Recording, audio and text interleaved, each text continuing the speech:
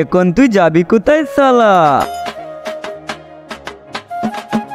এই নদীতে পাথর কে মেরেছে? আমি মেরেছি। কিলিং বিলিং ছু।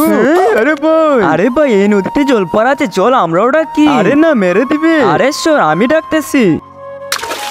এই নদীতে পাথর কে মেরেছে? ও মেরেছে। কিলিং বিলিং ছু। আরে শুনো, তুমি তো জাদুঘর, তুমি মানুষের উইশ পূর্ণ করো, তাহলে লোকদের জানে কেন মারছো? আমি আগে সবার উইশ পূর্ণ করতাম, তারপর এক বুড়ো লোক চেয়েছে যে আমাকে ডাকবে তাকে জানে মেরে ফেলবো।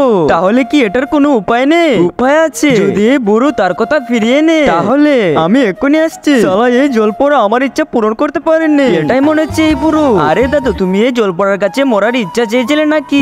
শালা সুন্দরী মেয়ে না দিয়ে আমাকে বুড়ো মেয়ে দিচ্ছে। দাদা তোমার ইচ্ছা ফিরিয়ে নাও। হ্যাঁ, তাহলে আমার লাভ কি? আরে দাদা তুমি তো এটাই চেয়েছিলে। চলো বেবি। দাদা জলপরাকে ডেকে উইশ ফিরিয়ে নাও।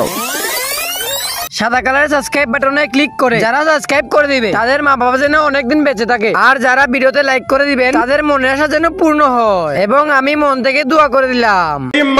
এই নদীতে পাথর কে মেরেছে? আরে এই দাদু।